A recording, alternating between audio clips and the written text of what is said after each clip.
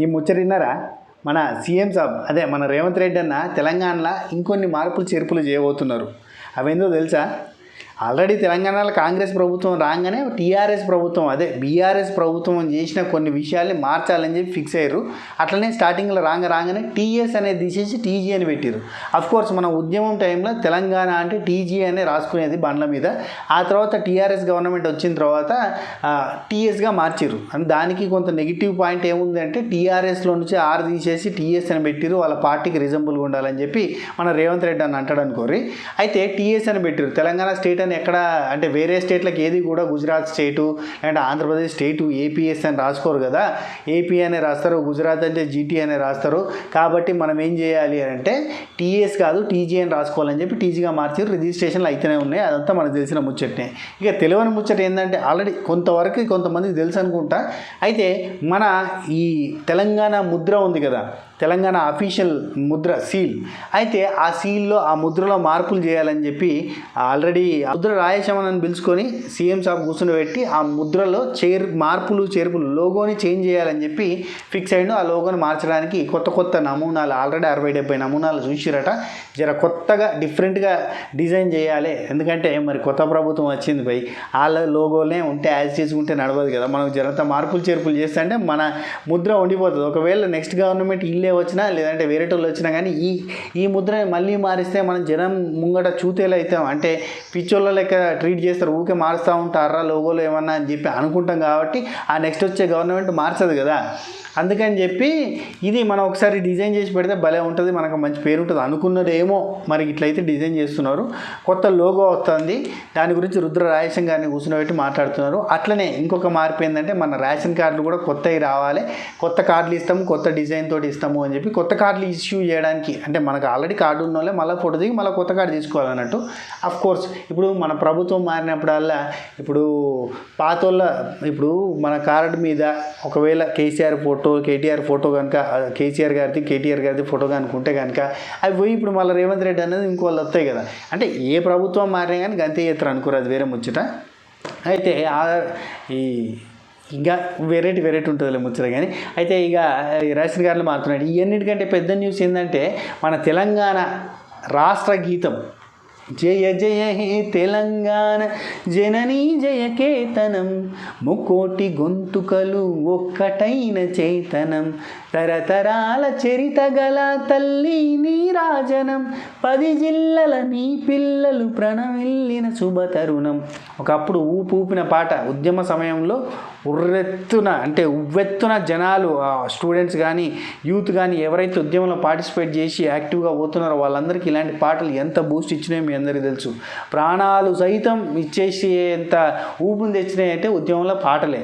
అందులో ఒక అద్భుతమైన పాట జయ జయ హే తెలంగాణ జననీ జయ కేతనం, అందశ్రీ గారు రాసింది. ఈ పాటను మనం తెలంగాణ వచ్చినాక రాష్ట్ర గీతంగా వాడుతున్నాం. అయితే ఈ పాటలో కొన్ని మార్పులు చేర్పులు చేయాలని అందశ్రీ గారిని పిలిచారు. అండ్ ఈ పాట యాక్చువల్ నిడివి అంటే ఎంతసేపు ఉంటుందంటే 6 నిమిషాలు ఉంటుంది. ఈ 6 నిమిషాల పాటని కుదించి చిన్నగా చేసి 6 నిమిషాల పాటని ఒక 2 నిమిషాలకు 3 నిమిషాలకు గుంజుకు రావాలని చెప్పి అందశ్రీ గారికి చెప్పినట్టు రేవంత్ రెడ్డి సాబ్. ఆ విజువల్స్ ఆ ఫోటోలన్నీ బయటకు వచ్చినాయి అనుకోరు ఆల్రెడీ.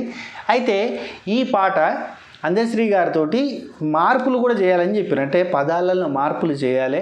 రఫ్గా శాంపుల్గా మనకు బయట రిలీజ్ అయింది ఏంటంటే తరతరాల చరిత గల తల్లి నీరాజనం, 10 జిల్లల నీ అక్కడ 10 జిల్లలు కాదు కదా, ఇప్పుడు మార్చే జిల్లలు.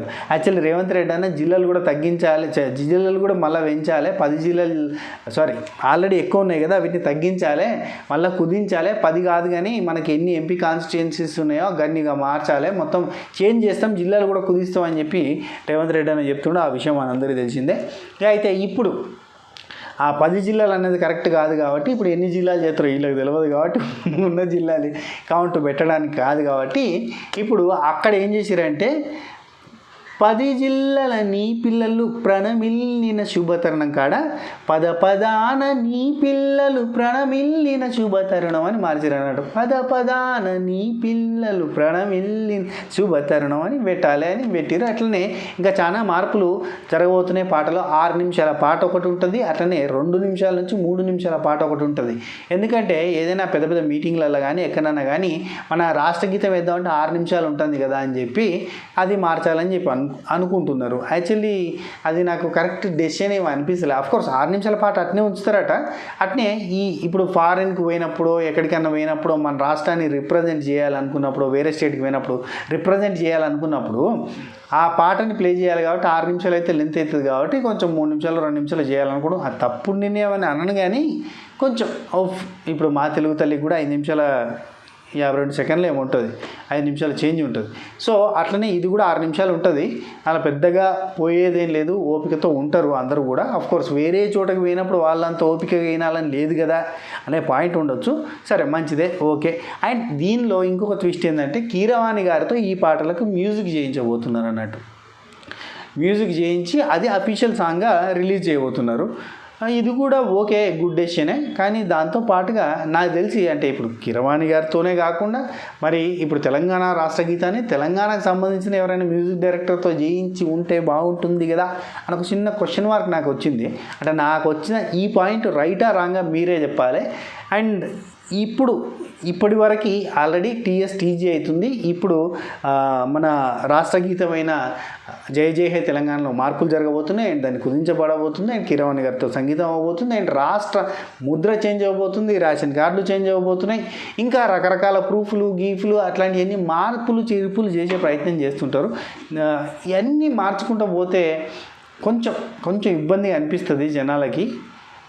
అంటే పబ్లిక్ ఇప్పుడు రేషన్ కార్డు మార్చాలంటే ఒక పెద్ద ప్రాసెస్. ఆ ప్రాసెస్ ఎంత ఉంటుందంటే ప్రతి ఒక్కరం పోయి ఫోటోలు దిగుడు అట్లాంటివి పెడితే కొంచెం ఆన్లైన్ సిస్టంలో పోతే కనుక అందరికీ ఈజీ ఉంటుంది. లేదు అందరు ఫ్యామిలీ వచ్చి ఫోటోలు దిగాలంటే మాత్రం మనకు కొంచెం ఇబ్బందికరమైన వాతావరణం అయితే ఉంటుంది.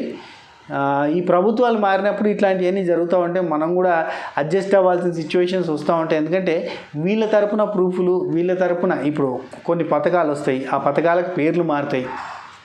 ఇప్పుడు కేసీఆర్ హామీలు అన్నీ కూడా రేవంత్ అన్న హామీలు అయితే, లేదంటే ఇందిరా హామీలో, సోనియా హామీలో ఇట్లా పథకాల పేర్లన్నీ కూడా మారుతూ ఉంటాయి. రాజీవ్ అనో మనం ప్రతిసారి చూస్తున్నాయి అట్లాంటి చేంజెస్ జరుగుతూ ఉంటాయి.